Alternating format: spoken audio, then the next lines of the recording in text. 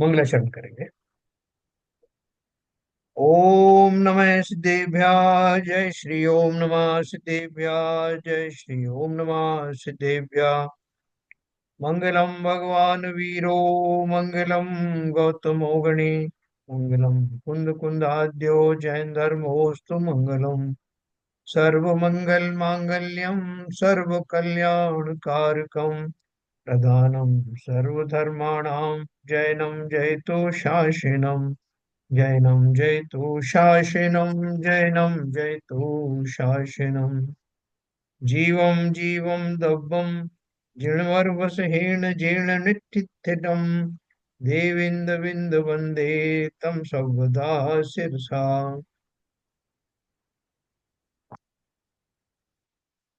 द्रव्य संग्रह नाम का ग्रंथ हम लोग पढ़ रहे हैं। नेमीचंद सिद्धांत सिद्धांत शास्त्री अ,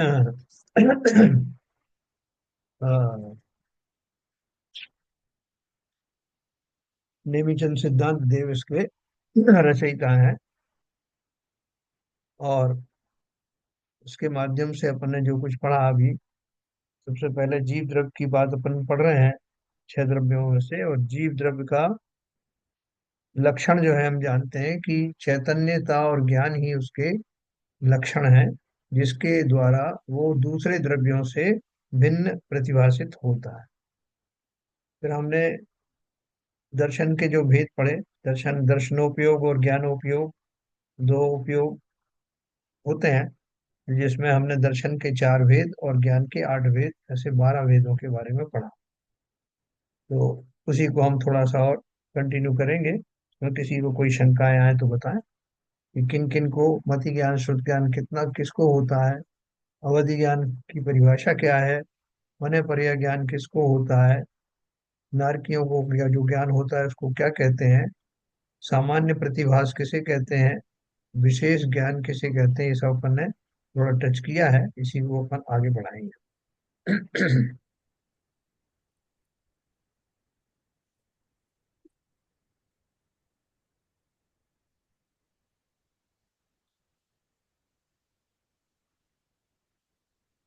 देखो, जैसा कि तत्वार सूत्र में कथन है कि उपयोगो जीवो लक्षणम, यानी उपयोग जीव का लक्षण है। इसके बारे में मैंने आपको बताया था कि लक्षण का अर्थ क्या है, कि जीव को दूसरे द्रव्यों के मुकाबले में पहचानने में ये लक्षण विशेष हैं, जिनसे उसे पहचाना जा सकता है। जीव के अतिरिक्त और किसी भी द्रव्य को जैसे जीव पुद्गल धर्म धर्म आकाश और काल, छह द्रव्य होते हैं। उसमें जीव के अतिरिक्त किसी और द्रव्य को न ज्ञान होता है न दर्शन होता है। तो इस अपेक्षा से इस गुण के द्वारा हम जीव को शेष द्रव्यों से अलग कर सकते हैं। तो उपयोग जीव का लक्षण है, इसकी गाथा आई है ये। तो ये गाथा पढ़ते हैं। अट्ठ चतुर्णान दंसन सामन्नम जीव लक्षणम भणियम व्यवहारा शुद्धनया शुद्धम गुणदंसनम नाणम। सामान्यता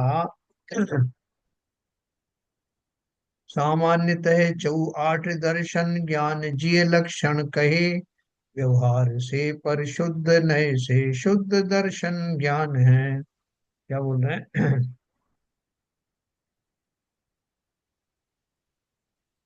व्यवहार से आठ प्रकार के ज्ञान और चार प्रकार के दर्शन को सामान्य जीव का लक्षण कहा गया है। और शुद्ध निश्चय नय से शुद्ध दर्शन और ज्ञान को ही जीव का लक्षण कहा गया है ना।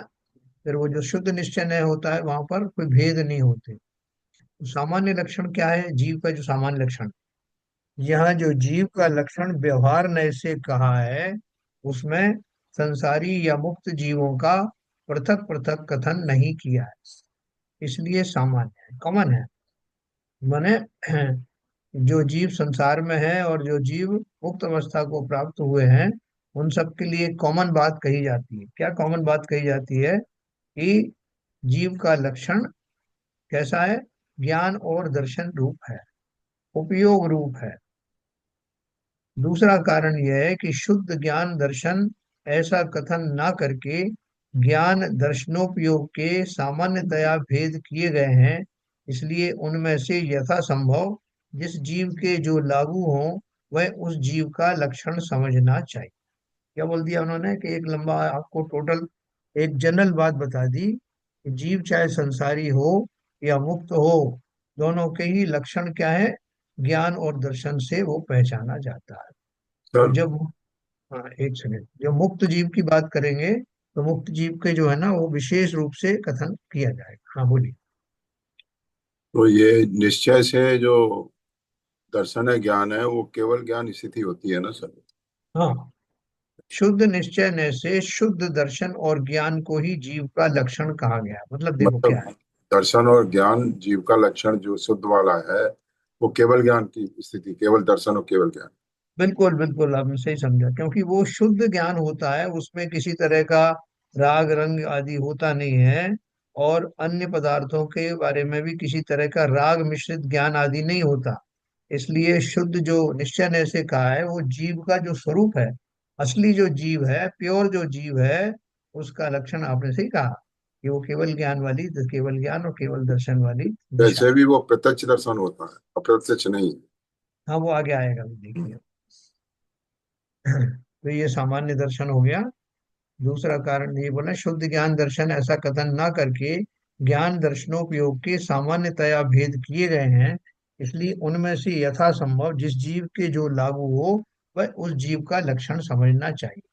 मतलब जो शुद्ध है, जैसे आपने पकड़ा कि जो शुद्ध वाली जो बात है वो उन पर लागू होती है, मुक्त जीवों पर, और बाकी का जो है वो संसारी जीवों पर लागू होता है। लेकिन हम टोटल दूसरी पूरी रेंज बता दें तो उसमें संसारी और मुक्त सारे ही आ गए। तो उपयोग गाथा 4 से 6 तक में उपयोग का अर्थ ज्ञान दर्शन का उपयोग समझना चाहिए, है ना। अपन बहुत आसानी से बोल देते हैं कि भाई अपना उपयोग इसमें लगाओ, अपने उपयोग को इधर उधर मत लगाओ। तो उपयोग का अर्थ क्या है, अपना जो ज्ञान दर्शन है वही मेरा उपयोग है। अपन संसार में उपयोग का अर्थ क्या कहते हैं कि साहब इसने जो है मेरी टेबल का उपयोग किया, इसने आज जो है वो भोजनशाला का उपयोग किया। ऐसे उपयोग शब्द अपन जनरल लगा देते हैं। लेकिन जो शास्त्रीय भाषा में उपयोग का अर्थ जब भी आता है कि हमें अपना उपयोग शास्त्र आदि में लगाना है, अपने अंदर लगाना है, आत्मा में लगाना है, इधर उधर भटकाना नहीं है, तो वहां उसका अर्थ है ज्ञान दर्शन रूपी मेरे जो टूल हैं, मेरे जो उपकरण हैं, उनको मैंने कहाँ लगा दिया। इसको यहाँ शास्त्रीय भाषा में उपयोग कहते हैं। उपयोग की व्याख्या चौथी गाथा के भावार्थ में दी गई है।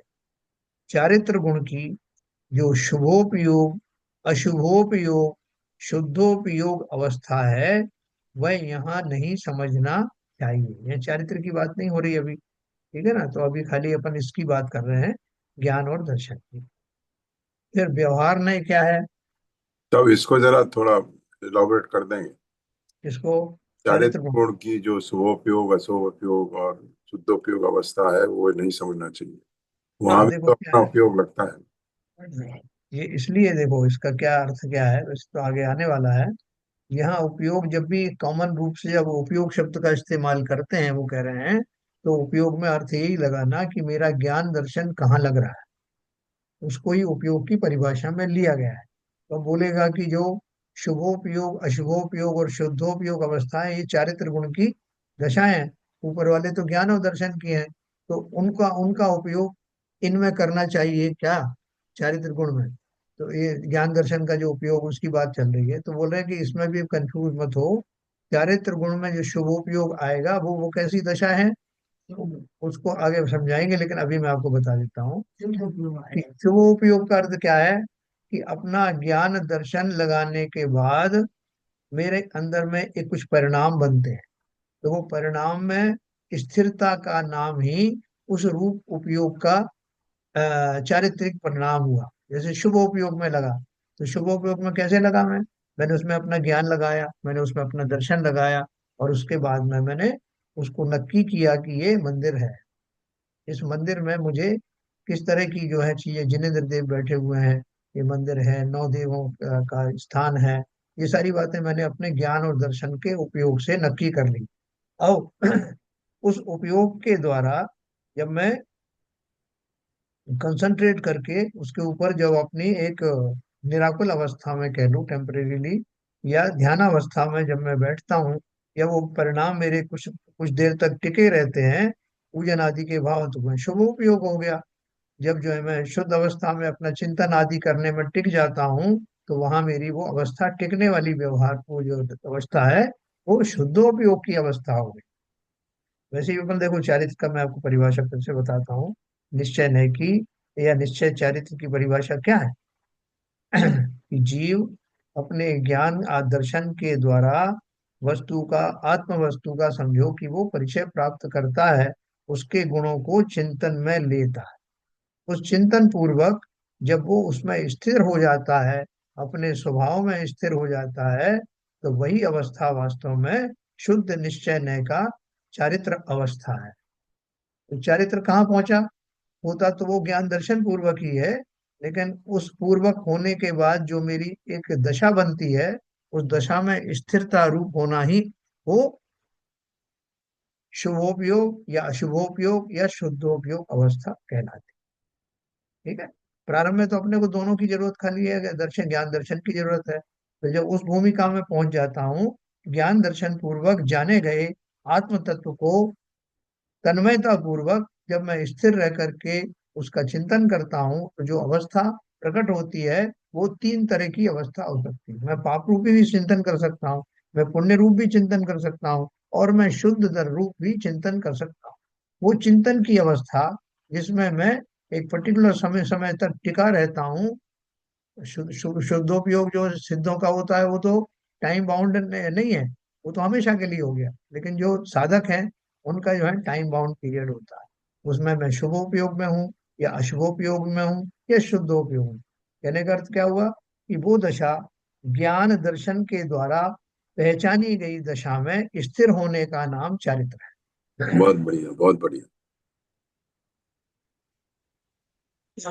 अब चलते हैं व्यवहार में क्या है।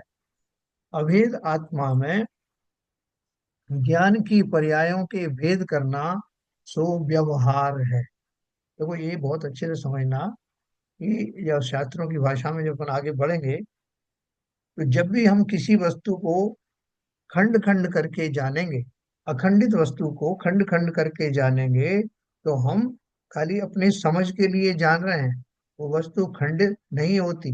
जैसे हम कहें कि शेर कैसा होता है, तो हम बोलेंगे साहब शेर के जो है दो चार पैर होते हैं, उसकी एक पूंछ होती है, उसके दो कान होते हैं, बड़े बड़े दांत होते हैं। तो ये सब जो है मैं उसको भेद करके बता रहा हूँ। लेकिन शेर किसे कहते हैं? जिसमें ये सारी चीजें मौजूद है, एक साथ मौजूद है। भेद भेद करके थोड़ी कि कभी उसके जो है वो दांत आ गए, कभी उसके नाखून आ गए, कभी या नहीं। ये तो मैं समझने के लिए, उस अखंडित वस्तु को समझने के लिए भेद करके जब जानता हूँ, तो वो व्यवहार नय का विषय कहलाता है। जैसे मैं आत्मा के बारे में जानूंगा कि साहब मैं तो ज्ञान गुण का धनी हूँ, दर्शन गुण मुझे मेरे अंदर हैं, और मेरे अंदर सुख गुण है। तो ये सारे जो गुण मैं अलग अलग करके बखान कर रहा हूँ, या दर्शन ज्ञान चारित्र मुझके अंदर है, ये सब मैं समझने के लिए कर रहा हूँ। वो कहीं अलग थोड़ी कर सकते हैं कि ये ज्ञान कहाँ पे कितनी जगह पे ज्ञान है, कितनी जगह दर्शन है, कितनी जगह वीर गुण है। ऐसा नहीं। लेकिन समझने के लिए कि मेरे अंदर क्या क्या है, जब मैं उसे खंड खंड करके समझाता हूँ, तो वो व्यवहार करने का विषय बनता है। अब निश्चय का विषय क्या बनेगा, वो भी अपन देखते हैं। तो व्यवहार में अभेद आत्मा में ज्ञान की पर्यायों के भेद करना सो व्यवहार है। यहाँ अपनी पर्याय को व्यवहार ने, और गाथा 3 में पर संयोगी पदार्थ को व्यवहार ने कहा है। हैं? तो बोल रहे हैं देखो दोनों चीजें हैं। व्यवहार ने को दो तरह से कहा गया है। यहाँ पे क्या कहा? अपनी पर्याय को व्यवहार ने से कहा है कि मैं बोलूँ कि ये जीव मनुष्य भी है, ये जीव नारकी भी है, वो तो बन जाता है। या ये जीव, जैसे अपन रिश्तों में कहते हैं ना, कि यही व्यक्ति किसी का मामा है, किसी का भांजा है, किसी का पति है, किसी का पत्नी है, तो ये सब व्यवहार के रिश्ते हैं ना। वो जीव तो एक ही है, पर्यायों के माध्यम से हम उसका ज्ञान अलग अलग रूप से करते हैं। तो बोले यहाँ अपनी पर्याय को व्यवहार ने, और पर संयोगी पदार्थ को व्यवहार ने कहा है। नहीं, दोनों बातें हैं। पर्याय भी तो पर ही है ना। ये जो पर्याय में मुझे मिली, शरीर आदि मिले हैं, मनुष्य पर्याय मिली, ये भी पर है। और पर संयोगी पदार्थ, जैसे मैं इस मकान में रहता हूँ, मेरा ये रिश्ता है, ये सब संयोग भी व्यवहार के हैं। ये मकान मेरा है, ये कपड़े मेरे हैं, तो ये दोनों बातें आप समझ लीजिए कि पर्याय को भी कहा है और पर संयोगी वस्तुओं को भी अपन व्यवहारने से कहते हैं। ये मकान मेरा है, ये कपड़े मेरे हैं, ये लड़का मेरा है, ये पत्नी मेरी है। ये सब जहां जहां व्यवहार में बात कही जाएगी, वो पर संयोगी वस्तुओं की के बारे में जब बताना होगा, जो कथन होगा वो समस्त व्यवहार न्याय के अंतर्गत आएगा। निश्चय न्याय में क्या आएगा? निश्चय न्याय को ही शुद्ध न्याय भी कहा है। अर्थात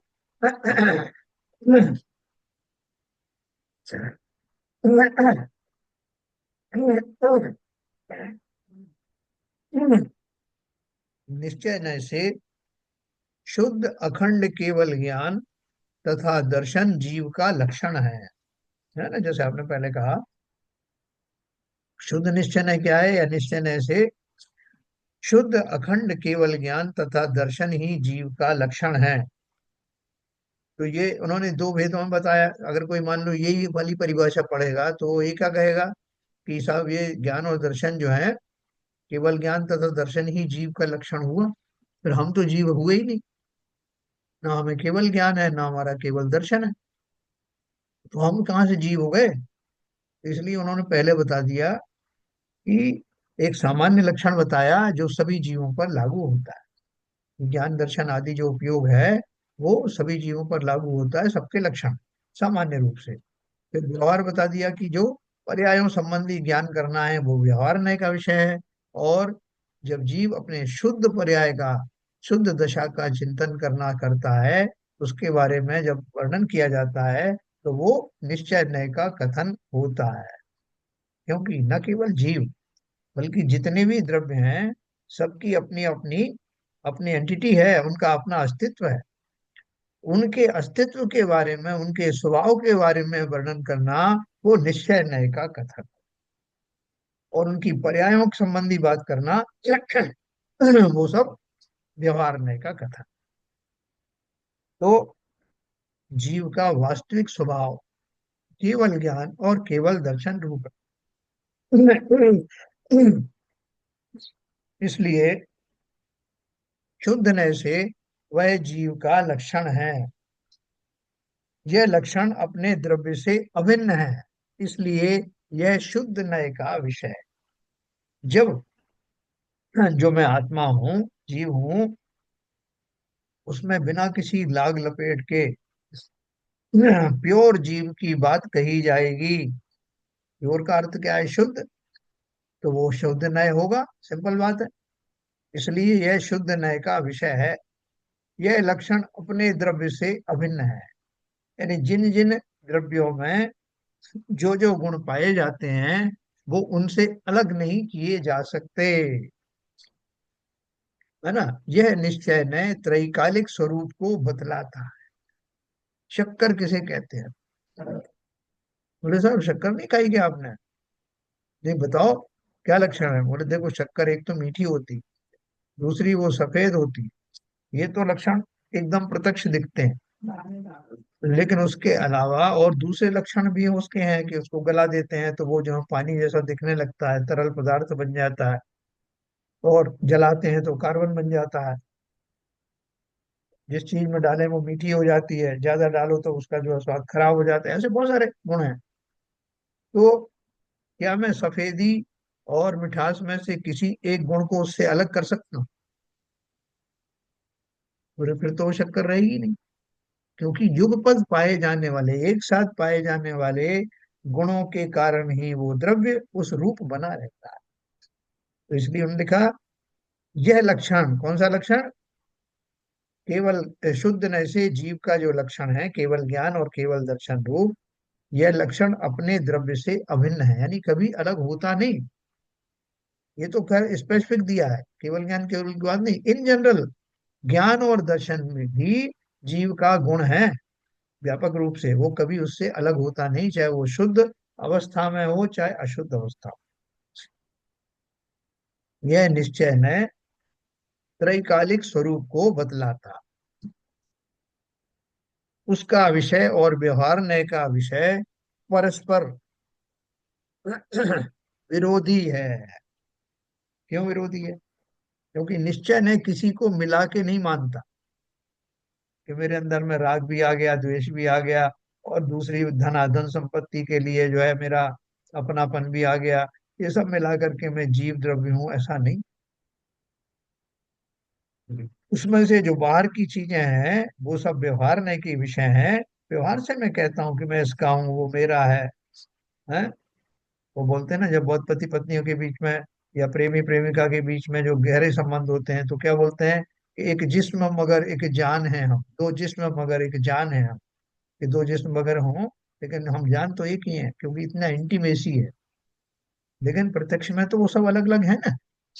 तो इसी प्रकार से अगर जीव द्रव्य को हम सबको मिली जुली पर्याय मानते हैं, तो वो व्यवहार नय का कथन है।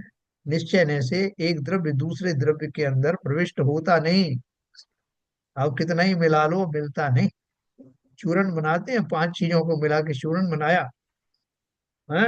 ये तो पुद्गल द्रव्य तो एक ही है वो, फिर भी उसमें अलग अलग किस्म के चूर्ण मिलाओगे तो सबके परमाणु अलग अलग दिखाई देंगे। माइक्रोस्कोप से देख लेना। जबकि द्रव्य एक ही है, वो पुद्गल द्रव्य ही है। तो जब दो अलग अलग द्रव्य, अलग अलग जाति के, अलग अलग गुणों वाले जो द्रव्य हैं, जैसे जीव और शरीर आदि हैं, वो तो कभी मिल नहीं सकते। वो तो सदा से अलग ही हैं।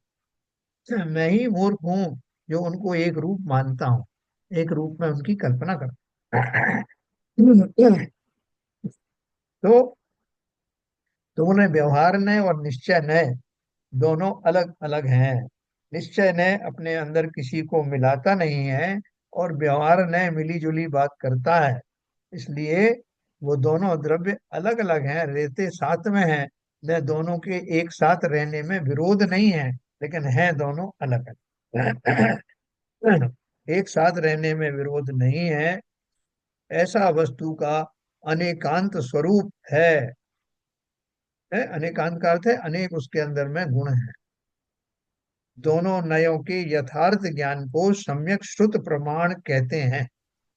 मैंने व्यवहार नय का भी समझ कर ली, अच्छी कर ली।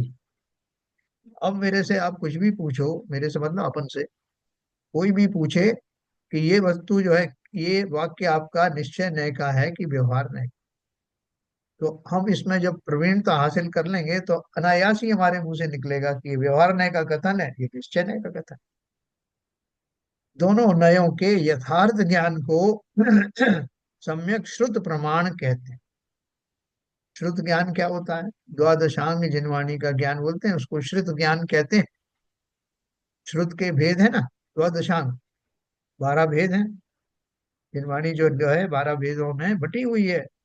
उनके द्वारा पूरा संपूर्ण श्रुत का ज्ञान होता है। आपने देखा ना, जो कहीं कहीं वो श्रुत का एक एक पेड़ जैसा बनाते हैं, और उसमें सब जो आचार अंग आदि सब लिखते हैं उसमें, तो वो उसको श्रुत का विवरण, कई जगह उसके फोटो बने रहते हैं। तो शुद्ध प्रमाण का अर्थ क्या है, सम्यक शुद्ध प्रमाण का अर्थ क्या है, उसमें नयों का भी वर्णन मिलेगा कि व्यवहार नय के कितना नय है। निश्चय नय में शुद्ध निश्चय नय, शुद्ध निश्चय नय, परम शुद्ध निश्चय नय, ऐसे करके भी भेद हैं। और व्यवहार नय में जो असद्भूत व्यवहार नय, सद्भूत व्यवहार नय, उपचरित असद्भूत व्यवहार नय, है ना, अनुपचरित असद्भूत व्यवहार नय, ये सारी चीजें हैं, ये अपन ने पहले पढ़ चुके हैं। और कई जगह आएगी, इसमें और जगह आएंगी जहाँ अपन इन सबको फिर से पढ़े। उन सबको आपको जब समझ में आएगा तो आपको बहुत अच्छा लगेगा कि अच्छा, इतने सारे भेद हैं एक एक चीज के। और उन भेद को आपको अच्छा लगेगा कि कितनी तरह से हम तो जानते ही नहीं थे कि कौन सा कथन किस अपेक्षा से कहा। जैसे हम बोल देते हैं कि ये जिस देश में आप रह रहे हो, वो देश आपका, जो प्रदेश आप में रह रहे हो वो आपका। हाँ, फिर बोलते हैं कि वो नहीं, वो सब तो आपका है, वो भले ही उपचार से। एक एक बात और है कि जिस शरीर में आप रह रहे हो, वास्तव में वो है। पहले कहते हैं कि जो परिवारजन है वो आपके हैं, फैमिली के हैं, और कोई नहीं आपका। फिर शरीर पे आ जाते हैं, फिर बोलते हैं शरीर भी आपका नहीं है। तो फिर राग द्वेष पे आ जाते हैं। ऐसे बहुत सारी उनकी कैटेगरीज हैं जो हमारे चिंतन के विषय बनेंगे, जिससे हम जानेंगे कि व्यवहार नय के भी कितने भेद होते हैं। अभी देखो, ये वस्तु का अनेकांत स्वरूप क्यों हमको इतना सिर मारना पड़ रहा है इसमें? क्योंकि जीव को उन गलत धारणाओं से, ज्ञान से निकालने के लिए, अनजाने में जो कुछ उसके अंदर अज्ञान भर गया है, अलग अलग वस्तुओं को लेकर, अलग अलग नाते रिश्तों को लेकर, अलग अलग शरीरों पर्यायों को लेकर के, उनको आचार्यों ने भली प्रकार बाहर कर दिया। है ना, हमारे यहाँ शरीर में कुछ कांटे लग जाते हैं, तो एक बड़ा कांटा है तो आराम से दिखता है, वो निकल जाता है। फिर और छोटे कांटे होते हैं, उनके लिए थोड़ी मेहनत करनी पड़ती है। फिर ऐसे भी कांटे होते हैं कि जो दिखाई भी नहीं देते लेकिन उनकी चुभन महसूस होती है, उसके लिए अलग उपाय किए जाते हैं। ठीक उसी प्रकार से हमारे ज्ञान के अंदर में बहुत सारे भ्रम पड़े। उन भ्रमों का निराकरण करने के लिए, क्योंकि मुझे तो शुद्ध पर्याय समझना है ना, शुद्ध दशा समझना है, और समझने के लिए इन सब बातों को, इन सब भ्रमों को, जो मेरे अंदर बसे हुए, मैं उनके भले ही नाम नहीं जानता हूँ, उन्हें एक एक करके निकाल बाहर करना। तब अपने आप ही मेरी शुद्ध दशा प्रकट होगी। मुझे कहीं से लाने की जरूरत नहीं है कि लाकर से आत्मा को टेबल पर रख दो। मेरे अंदर के सारे भ्रम निकल गए तो मैं तो आत्मा, मैं स्वयं ही हूं ना। मुझे कहाँ जाना है? किसको लाना है? ऐसे ही मेरे सारे भ्रम एक के बाद एक निकलते जाए, और तब मुझे अपना अनूठा अपूर्व सौंदर्य नजर आएगा कि मैं कौन हूँ। मैं किस धातु से, किस मिट्टी से बना हूं, अपन बोलते हैं ना, तो मैं किससे बना हूं, कैसे बना हूं, मेरे अंदर क्या गुण है, उनका दर्शन मुझे स्वयं ही होगा। यही आचार्यों का लक्ष्य है। छद्मस्त के केवल ज्ञान, केवल ज्ञान छद्मस्त का क्या होता है? केवल ज्ञान दर्शनोपयोग नहीं होता, और पर्याय के आश्रय से रागी के राग उत्पन्न होता है, तथा पर्याय में से नई पर्याय उत्पन्न नहीं होती, वह त्रैकालिक द्रव्य में से होती है। इसलिए शुद्ध नय के विषयभूत ऐसे अपने त्रैकालिक द्रव्य का आश्रय लेकर पहले अज्ञान दूर करना चाहिए, और फिर स्वाश्रय की वृद्धि करके केवल ज्ञान प्रकट करना चाहिए। यह इस गाथा का आशय है। देखो क्या बताया उन्होंने। जो छद्मस्त है, अपन ने कल बात की थी, छद्मस्त किसे कहते हैं? वो सारे साधक जिन्हें केवल ज्ञान नहीं हुआ है, वो सब छद्मस्त कहलाते हैं। तो छद्मस्त को केवल ज्ञान नहीं होता तब तक ही छद्मस्त कहलाते हैं। 12वें गुण स्थान से तक के जितने जीव हैं, वो सब साधक तो हैं, लेकिन केवल ज्ञान ना होने से उन्हें छद्मस्त वहां तक कहा जाता है। तो उनके केवल ज्ञान और केवल दर्शन नहीं होता। और पर्याय के आश्रय से रागी के राग उत्पन्न होता है, तथा पर्याय में से नई पर्याय उत्पन्न नहीं होती, वही त्रैकालिक द्रव्य में से होती। जो हमारी पर्याय हैं वो कहाँ से निकली? पर्याय किसे बोलते हैं? गुणों के परिणमन को पर्याय कहते हैं। जो भी हमारे गुण हैं, जैसे हमारा ज्ञान गुण है, वो ज्ञान गुण कैसा हो रहा है? अभी वो अज्ञान जैसा हो रहा है, कुज्ञान हो रहा है, मिथ्या ज्ञान हो रहा है। तो ये सब जो दशाएं किसकी हैं? पर्याय में से दूसरी पर्याय नहीं, सबका ओरिजिन द्रव्य स्वयं है। जीव द्रव्य है तो जीव द्रव्य की ही मिथ्या दर्शन रूप पर्याय है, जीव द्रव्य की ही सम्यक दर्शन रूप पर्याय है ना। अपन ये नहीं कह सकते कि मिथ्या दर्शन की सम्यक दर्शन जो है पर्याय है। ये वो कहना चाहते हैं कि जो द्रव्य है, सभी द्रव्यों में उस योग्य पर्यायें निकलती हैं। अपन मोटे रूप से सोचें तो गाय के सब बच्चे गाय जैसे ही होते हैं, मनुष्य के सब बच्चे मनुष्यों जैसे ही होते हैं। तो ठीक उसी प्रकार से जीव द्रव्य में पाई जाने वाली पर्याय जीव की होती हैं, और पुद्गल में पाई जाने वाली पर्याय पुद्गल की होती हैं। पर्याय में से नई पर्याय उत्पन्न नहीं होती, वह त्रैकालिक द्रव्य में से होती है। इसलिए शुद्ध नय के विषयभूत ऐसे अपने त्रैकालिक द्रव्य का आश्रय लेकर, शुद्ध नय का विषयभूत क्या है? शुद्ध नय से हम जब बात करते हैं तो उसका विषय क्या है? आत्मा, जीव। और कैसा जीव? जो त्रैकालिक उसी स्वभाव में बन बसा हुआ है, जो किसी काल में भी अपने द्रव्य के जो गुण हैं उनसे वंचित नहीं होता, उनमें कमी वेशी भी नहीं होती। तो ऐसा त्रिकालिक द्रव्य का जब स्वरूप मैं बखान करता हूँ, तो मेरा जो बखान है वो शुद्ध नय का व्याख्यान होगा। तो क्या करें? बोले थे ऐसा करो केवल ज्ञान कैसे प्राप्त करें ये बताओ। बोले सीधे केवल ज्ञान के ऊपर क्यों जंप कर रहे हो? केवल ज्ञान को लक्ष्य तो रखो, लेकिन सीधा केवल ज्ञान थोड़ी मिल जाएगा। क्या करना पड़ेगा? बोले पहले ये मान करके कि मैं त्रैकालिक, मेरा स्वरूप क्या है, शास्त्रों के माध्यम से, आचार्यों के देशना के माध्यम से ये जानो कि मेरा त्रैकालिक स्वरूप क्या है। मैं कैसे ज्ञान दर्शन से भरा हुआ हूँ। मैं अनंत गुणों का स्वामी हूँ। मैं पुद्गल आदि द्रव्यों से निर्मित देही नहीं हूँ। ऐसा जो अच्छे से समझो। तो बोले उस त्रैकालिक द्रव्य का आश्रय लेकर पहले अज्ञान दूर करना चाहिए, है ना। ये तो सब नक्की हो गया, मान लो। क्या सम्यक दृष्टि हो गया। मैं सम्यक दृष्टि होने से मैंने क्या कर लिया, भेद विज्ञान कर लिया, और मैंने अपने त्रिकाली स्वरूप को जान लिया। अब क्या करूं? बोले फिर स्व आश्रय की वृद्धि करके केवल ज्ञान प्रकट करना चाहिए। जब मैंने ये जान लिया कि मैं कौन हूं, मैं कैसे इनसे अलग हूं, तो अब क्या करूं? काम खत्म हो गया क्या? सो जाऊं रजाई ओढ़ के? बोले भैया काम तो अब शुरू हुआ है। स्व को जान लिया ना, अब स्व में बसे रहने का, बने रहने का अभ्यास करना।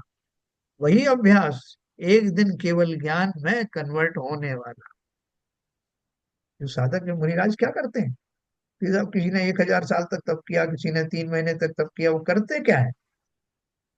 वो ध्यान पूर्वक, एकाग्रता से, हाँ, शुक्ल ध्यान पूर्वक अपने उस स्वरूप को, जिसको उन्होंने अभी अभी नक्की किया है कि मैं तो इस स्वरूप में हूँ, मैं तो ऐसा ज्ञान स्वभावी हूँ, उन बातों को ध्यान में ला करके उनमें स्थिर होने का प्रयत्न करते हैं। बहुत सिंपल बात है।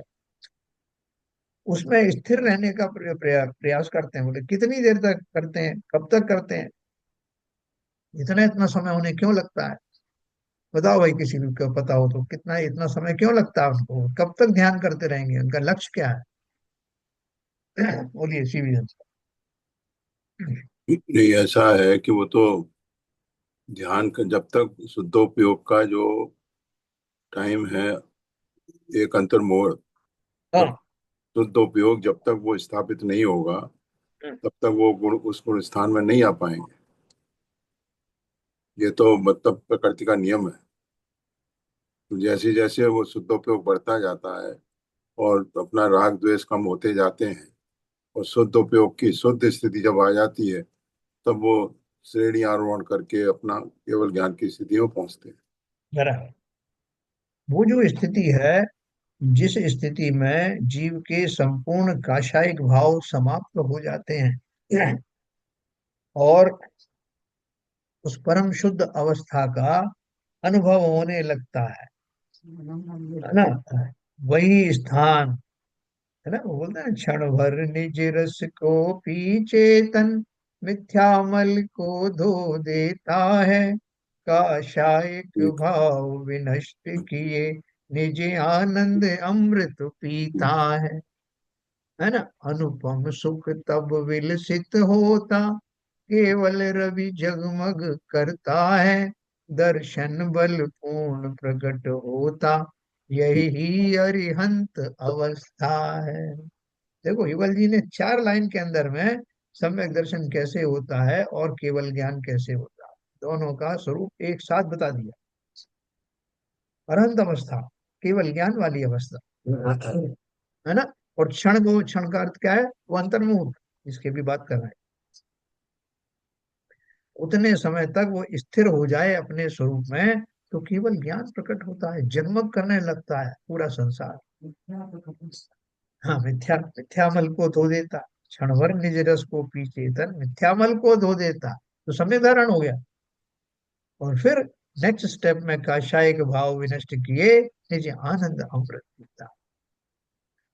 देखो, जैसे अंधे को अचानक से दृष्टि मिल जाए, एकदम उसकी आंखों में ज्योति आ जाए, तो वो चकाचौंध हो जाता है, वो धन्य हो जाता है, इतना प्रसन्न होता है, अरे मुझे सब दिख रहा है।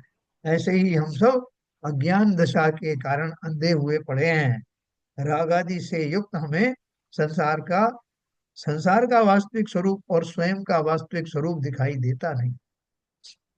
विषयों में और खोटी मान्यताओं में हम इतने उलझे हुए हैं, आकंठ डूबे हुए हैं कि हमें वास्तविक वस्तु स्थिति का, वस्तु स्वरूप का परिचित परिचय ही नहीं होता। तो सोचो जब हमें केवल ज्ञान होगा तो जैसे क्या अद्भुत दशा होगी, पूरी चकाचौंध जगमग हो जाएगा तीनों लोक हमारी दृष्टि में, हर चीज हर पर्याय दिखाई दे। तो कितने आनंद के क्षण होंगे, उसका चिंतन मात्र से जीव रोमांचित हो जाता है ना। तो देखो उन्होंने आपको बिल्कुल शॉर्ट में तरीका बता दिया। क्या बता दिया? अपने त्रैकालिक द्रव्य का आश्रय लेकर पहले अज्ञान दूर करना चाहिए। अज्ञान दूर कर दिया मतलब सब में ज्ञान हो गया। और फिर स्व आश्रय की वृद्धि करके, यानी अपने में टिके रहने का अभ्यास करके केवल ज्ञान प्रकट करना चाहिए। यह इस गाथा का आशय है ना। देखो पहले जो ग्रंथ लिखे जाते थे, प्राकृत में लिखे जाते थे, ताड़पत्रों पे लिखे जाते थे, आचार्य इतनी मेहनत करते थे। कैसे ताड़पत्र पे लिखना, कैसे आजकल तो स्याही कागज कितना आराम से मिलता है और कितना आसानी से लिखा जा सकता। उन्हें उसमें एक कांटे से छेद कर करके वो जो लिपि लिखना पड़ता था, कोई स्याही तो होती नहीं थी। इतनी उन्होंने मेहनत की, अज्ञानी जीवों को समझाने का भाव उनको आया। तो ताड़पत्र अभी भी वहां रखे हैं ना, मूलबद्री आदि में। उनको देखना कि वो कैसे लिखते होंगे, कैसे वो ताड़पत्र की प्राप्ति होती होगी। उनको लिखना, उनको संभाल के रखना कितनी बड़ी दिक्कत की काम था। अभी भी जब शुरू में शास्त्र यहाँ लिखे गए 200 250 साल पहले, जो ये लोग ना कोई ताड़पत्र लेकर के आए, अभी भी उनके फोटो हैं। तो उतनी परिश्रम के बाद में, आचार्यों के परिश्रम के बाद में, उनको लाने वालों के परिश्रम के बाद में ये षटखंडागम आदि ग्रंथों को लिपिबद्ध करके पेपर में छापा गया। उसके नहीं तो हमें दर्शन ही नहीं होते। षटखंडागम आदम समय सार आदि, इनकी कहीं कहीं आपको सुलभता होती नहीं। और अब बहुत ही अतिशय भाग्य का उदय है जो आज इस फॉर्म में हमें टेबल पर रखी हुई किताबें मिल जाती हैं, और उनको अगर हम ना पढ़ें तो ये हमारी कितनी बड़ी मूर्खता। पर्याय यूं ही चली जाएगी। पावन मेरे नयन भये तुम दर्शन है, पावन भई पर्याय मेरी भयों में पूर्ण धनी। मुझे आप सम है कर ले वो स्वामी। एक आगे है वो, हमसे वांछा करते हैं ना अपन से उसमें शांति पाठ। तुम सारी खे दातार पाए, काज लघु जांचू कहा, मुझे आप सम कर ले वो स्वामी, यही एक वांछा। ऐसी वांछा किसकी होगी? जिसने अपना स्वरूप जाना, जिसने जिनेन्द्र देव का स्वरूप जाना, जिसने इस नश्वर संसार का स्वरूप जाना, उसकी एक ही लौ लगी है कि प्रभु मैं समझ गया हूं कि मैं कौन हूँ। आप बहुत पहले समझ गए हो। आपने भव्य जीवों को जो उपदेश दिया, वो उपदेश आज मेरे पल्ले पड़ा। आज मुझे समझ में आया कि आपने क्या कहा। लेकिन नहीं सुनी मैंने जिनवाणी, अतः शरण में अब आया। ऐसा भाव करके हम बहुत लकी हैं, बहुत हमारा भाग्य का उदय है कि जिनेन्द्र देव की वाणी हमें सुनने को, समझने को मिली है। और बिल्कुल देखो कितना सिंपल कर दिया उन्होंने कि पहले बोलती है अपने त्रिकालिक द्रव्य का आश्रय लो। तो त्रिकालिक द्रव्य कैसे समझें, उसके लिए आपको बताया कि दो नए हैं, व्यवहार नय और निश्चय नय। उनके माध्यम से अपना त्रैकालिक द्रव्य का स्वरूप ही तो बताया गया। तो उन नयों को समझो कि वो नए क्या है। हमारे पास में कुछ टूल रखे हुए हैं, टूल मतलब औजार रखे हैं, उसमें कुछ स्क्रू ड्राइवर है, कुछ उसमें प्लायर है, कुछ हथौड़ी है, वो रख दिए। अब आपको ये देखना है कि किसका प्रयोग कहाँ करना है, किसका क्या काम है। तो पहले उन टूल्स को का प्रयोग जानो, उनकी परिभाषा समझो कि हथौड़ी क्या काम करती है, स्क्रू ड्राइवर क्या काम करता है, फिर उनका उपयोग करो। उसी तरह से व्यवहार नय और निश्चय नय रूपी दो उपकरण हमें मिले हैं, जिनके माध्यम से हम अपने त्रिकाली स्वरूप को समझ सकते हैं। हम जहां जहां अटके पड़े हैं, जिन पर द्रव्यों से में हम अपनी ममता लुटाते रहते हैं, वो परद्रव्य ये है, छोड़ने योग्य हैं। बिना उनको छोड़े अपना स्वरूप दिखाई देगा नहीं, है ना। तो ये इस तरह से केवल ज्ञान प्राप्त हो गया। दो बातों कितना सिंपल है। लेकिन वो सिंपल आने के लिए जो जो आवश्यक बातें बताई हैं उनको ध्यान से सुनो। उपयोग के भेद। ज्ञान स्वभावभूत एक पद के भेद नहीं करते। देखो आपको एक चार्ट दिखाऊंगा, चार्ट से आपको बहुत क्लैरिटी आएगी। ज्ञान स्वभावभूत एक पद के भेद नहीं करते, किंतु जीव जो स्वयं एक पद है उसका वे अभिनंदन करते हैं। उस एक पद के आश्रय से जीव धर्म का प्रारंभ करके निर्वाण को प्राप्त होता है। गाथा नंबर 4-5 में बताया गया तात्पर्य इस गाथा में भी लागू होता है ना। ज्ञान स्वभावभूत एक पद के भेद नहीं करते, मतलब जो ज्ञान और स्वभाव है वो अलग अलग कहा जरूर जाता है, लेकिन वो अलग है नहीं। कि जो त्रैकालिक स्वरूप है जीव का, उसमें ज्ञान और जो दर्शन आदि हैं वो सब उसके स्वभाव के ही अंग हैं, है ना। उसमें कोई अलग अलग नहीं होता। जीव जो स्वयं एक पद है उसका अभिनंदन करते हैं, अर्थात जो ज्ञान स्वभावी जो स्वरूप है उस पद में, देखो लिखा ना, उस एक पद के आश्रय से जीव धर्म का प्रारंभ करके निर्माण को प्राप्त होता है। एक पद का क्या है, अगर जीव कह दिया तो इसमें उसका सारे जो गुण है उसमें समाहित हो गए। उनको ना तो अलग अलग करके उनमें उनका चिंतन करना है, खाली उनको स्वरूप समझाने के लिए उनको अलग अलग रूप में कहा है। लेकिन सब ज्ञान दर्शन चारित्र आदि का धनी ये जीव है। ये सारे उस एक ही पद में आ जाते हैं। जीव कहने से ये सब बातें उसके अंदर में समाहित हो जाती हैं। आगे भी और उसका एक्सप्लेनेशन दिया है। देखो उपयोग, उपयोग के लक्षण भेद कैसे किए। ये उपयोग है, इसके दो भेद हैं, दर्शन और ज्ञान। अब दर्शन के चार भेद हैं। चक्षु दर्शन, अचक्षु दर्शन, अवधि दर्शन और केवल दर्शन। ज्ञान के भेद कौन से हैं, परोक्ष और प्रत्यक्ष। इनमें से परोक्ष ज्ञान कौन कौन से हैं, जो हमारे पास भी है। मति श्रुत, है ना। मति और श्रुत ज्ञान परोक्ष हैं, क्योंकि उनको केवल ज्ञान जैसे देख नहीं सकते। फिर मति ज्ञान के दो भेद हैं, कुमति और सुमति। श्रुत ज्ञान के भी दो भेद हैं, कुश्रुत और सुश्रुत। इनमें कु और सु किसके लिए लगाया है, सम्यक दर्शन के बिना और सम्यक दर्शन के सहित। प्रत्यक्ष ज्ञान ज्ञान कौन से हैं, विकल और सकल। विकल माने पार्शियल, सकल माने संपूर्ण। तो पार्शियली प्रत्यक्ष कौन से हैं, अवधि दर अवधि ज्ञान और मने पर्याय ज्ञान, वो पार्शियली प्रत्यक्ष हैं, है ना। जैसे अवधि दर्शन अवधि ज्ञान के द्वारा जिन्हें अवधि ज्ञान होता है उन्हें वो चीजें ऐसी दिखाई देती है जैसे सामने दिख रही है। जैसा 2 किलोमीटर दूर पर क्या हो रहा है तो उनको बिल्कुल पूरा वहां का दृश्य दिखाई दे रहा है। तो वो इसलिए पार्शली कैसा है, प्रत्यक्ष है। इसी तरह मने पर्याय ज्ञान में क्या है कि सामने वाले के मन में क्या चल रहा है, वो विचार जब दृश्यमान होते हैं, आकार में परिवर्तित होते हैं, तो मने पर्याय ज्ञानी को दिखाई देता है सीधा सीधा। इसलिए वो पार्शली प्रत्यक्ष ज्ञान है। संपूर्णता तो है नहीं जैसे केवल ज्ञान में होता है। तो ये सिर्फ एक केवल ज्ञान ही सकल प्रत्यक्ष है, संपूर्ण रूप से प्रत्यक्ष है, जो जिसमें कुछ भी छिपा हुआ नहीं है। जिसका संपूर्ण तीनों लोक की जो जो पदार्थ जिस जिस रूप में है उनकी तीनों काल की पर्यायों को एक साथ युगपत जानता है, ऐसा वो केवल ज्ञान सकल प्रत्यक्ष ज्ञान कहा जाता है। फिर अवधि ज्ञान के दो भेद और बताए, कु अवधि और सु अवधि। अपन इन सब के बारे में पढ़ चुके हैं। कु अवधि ज्ञान किन को होता है, नारकी आदि को होता है, या जो मिथ्या दृष्टि देव आदि हैं उनको होता है। और सु अवधि सम्यक दृष्टियों को होता है। हाँ? अभी देखो ये तीसरा है अमूर्तिक अधिकार। थोड़ा इसका इंट्रोडक्शन करके अपन आगे बढ़ेंगे। जीव निश्चय नय से, ये इसमें किसी को कोई प्रॉब्लम तो नहीं भाई, किसी को समझ में नहीं आया तो पूछ सकते। ये चार्ट जो है बाद में ही पूछ सकते।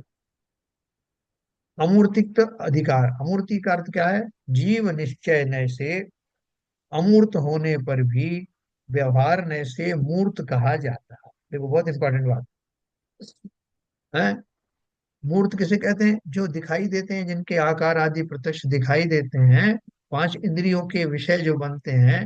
हाथ से भी देख सकते हैं, टटोल के भी देख सकते हैं, आंखों से देख सकते हैं, क्योंकि उनके आकार प्रकार हैं, वो हमें दिखाई देते हैं, तो वो मूर्तिक है। यानी मूर्ति होती है ना जैसे। तो अमूर्ति क्या है? जो जिनमें उद्गल द्रव्य की तरह आकार आदि नहीं होते, जिन्हें ऐसे देखा नहीं जा सकता, वो सब अमूर्तिक तत्व हैं। अमूर्तिक में कौन कौन से आते हैं? अमूर्तिक द्रव्य कौन कौन से हैं? छह द्रव्यों में से मूर्तिक कौन है, अमूर्तिक कौन है, बताओ भाई। अमूर्त एक तो जीव है, जीवात्मा, हम्म। धर्म द्रव्य, अधर्म द्रव्य, काल द्रव्य, आकाश द्रव्य। तो सिर्फ एक ही द्रव्य रह गया, उद्गत। उद्गल द्रव्य, जो मूर्तिक है, जिसका आकार इस तरह का होता है, जो दिखाई देता है, दृश्यमान होता है। ठीक है। और उन्होंने एक बात और कही, देखो, कि किसी अपेक्षा से जीव भी मूर्तिक है। पर्याय दृष्टि से। परिहार की अपेक्षा से। क्योंकि जीव जो है वो इस शरीर के माध्यम से अपन महसूस करते हैं कि इसमें ये जीव है, तो उस अपेक्षा से उसको मूर्तिक कहा। जीव निश्चय नय से अमूर्त होने पर भी व्यवहार नय से मूर्त कहा जाता है। कि भाई बताओ कहाँ है जीव है? जब उन्होंने कहा था ना पारसनाथ जी ने कि भैया ये जीव जल रहे हैं, कमट के जीव से कहा था कि इसमें इन लकड़ियों में जीव, सर्प सर्प के जीव, सर्प रूपी जीव जल रहे हैं। तो उन्होंने कहा था, भयो तब कोप कहे कित जीव है। उसने कहा है जीव? तो वो कैसे दिखाया उन्होंने? जीव की आत्मा निकाल के दिखाई क्या? मूर्तिक रूप में दिखाया, क्योंकि वहां शरीर के साथ में वो जीव थे, इसलिए उनको जीव कह दिया जाता है व्यवहार में से।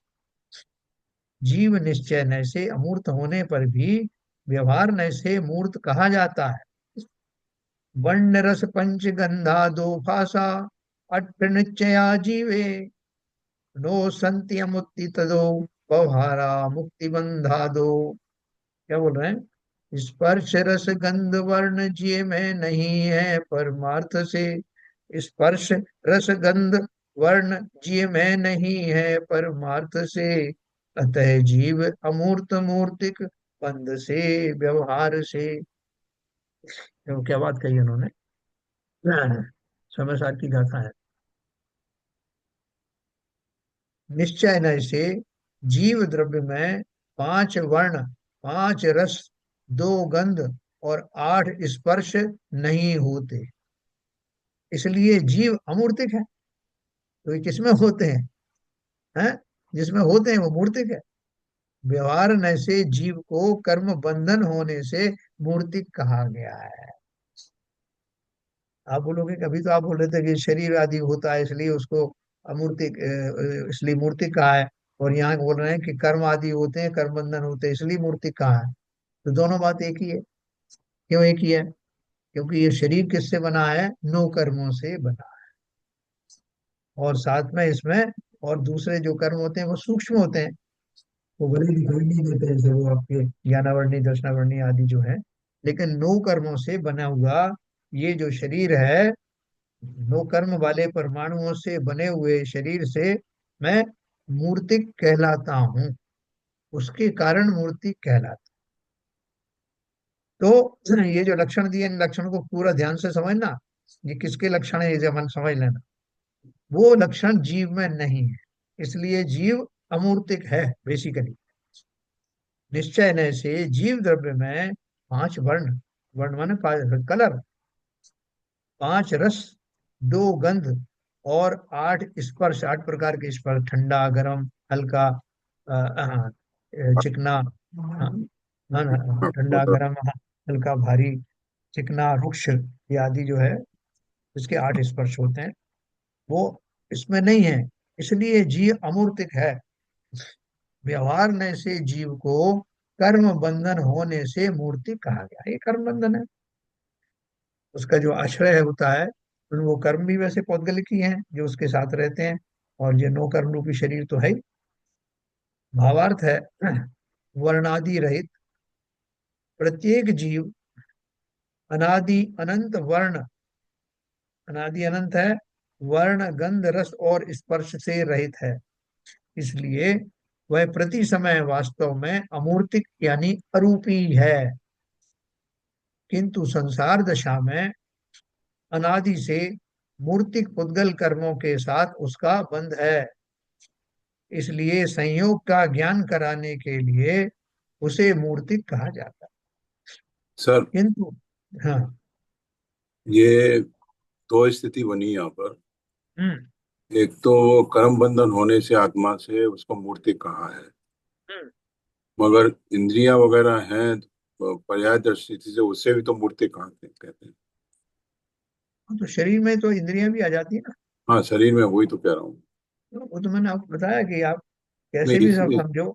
इसमें जो लिखा है आपने तो स्पष्ट कर दिया था।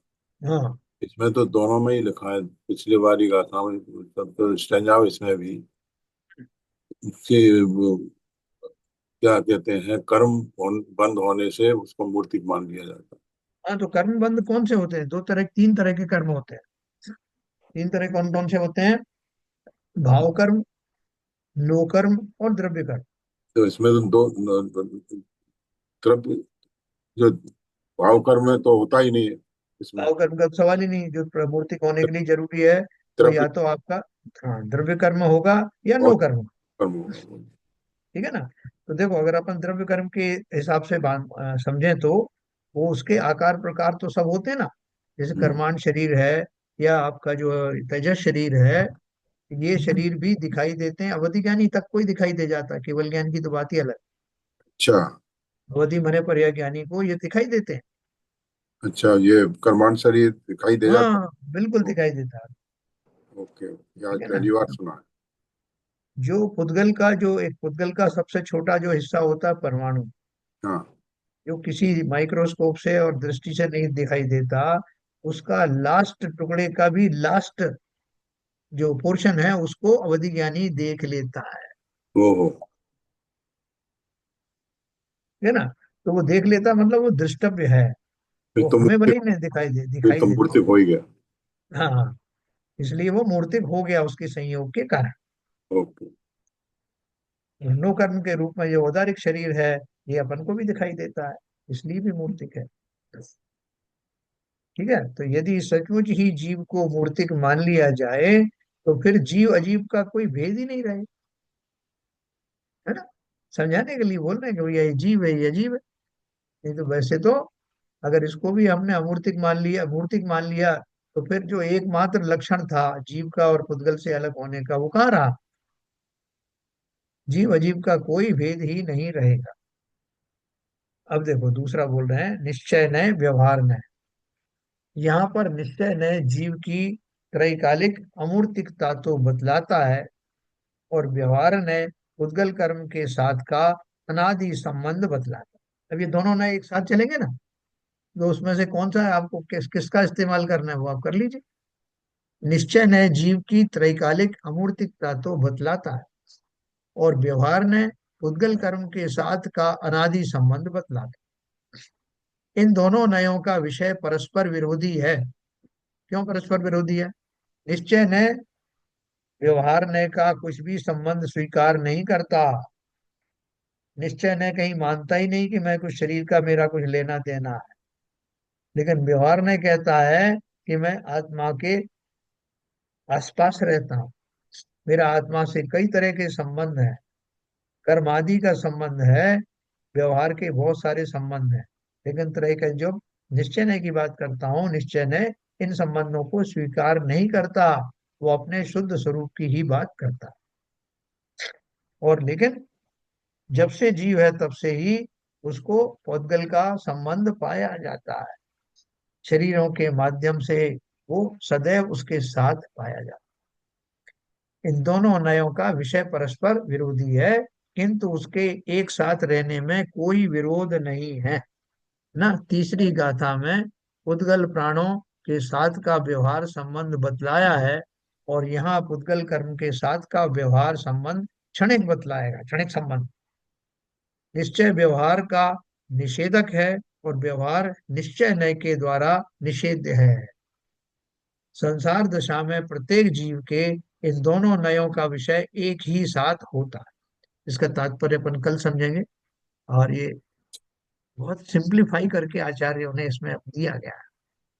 अपन इस सरलता का लाभ उठाएंगे और अपन भरपूर अच्छी तरह से वेद विज्ञान में कामयाब होंगे। हम होंगे कामयाब। ठीक है, तो कल अपन इसकी बात और चर्चा करेंगे। बहुत सिंपल चीजें है। व्यवहार निश्चय एक बार हमारे समझ में आ गया, पूरा शास्त्र समझ में आ गया। चलिए, समय हो गया। संजय प्रकाश जी, समझ में आ रहा है? हाँ सर। बस, वेरी गुड। जी जी। अपन ने पहले भी पढ़ा है। और जी आपसे जी, बाद में इसमें थोड़ा सा जैन धर्म जानिए एक पुस्तक भी होगी, उसमें भी ये बहुत विस्तार से बताया। जी जी। अच्छा, जिनवाणी स्तुति करिए। हे सारे दे माँ, हे सारे दे माँ, अज्ञानता से हमें तारे दे माँ। हे सारे दे माँ, मुनियों ने समझी, गुणियों ने जानी, शास्त्रों की भाषा, आगम की वाणी। हम भी तो जाने, हम भी तो समझे, विद्या का फल तो हमें माँ तू देना। हे सारे दे माँ, हे सारे दे माँ, तू ज्ञान दाई हमें ज्ञान दे दे, रत्न त्रयों का हमें दान दे दे, मन से हमारे मिटा दे अंधेरा, हमको उजालों का द्वार दे माँ। हे सारे दे माँ, हे सारे दे माँ, तू मोक्षदाई, ये संगीत तुझ पे, हर शब्द तेरा है, हर भाव तुझ में। हम हैं अकेले, हम हैं अधूरे, तेरी शरण माँ हमें तारे देना। हे सारे दे माँ, हे सारे दे माँ, अज्ञानता से हमें तारे दे माँ। जिनवाणी माता की जय। की जय। कार्य स्वरूप।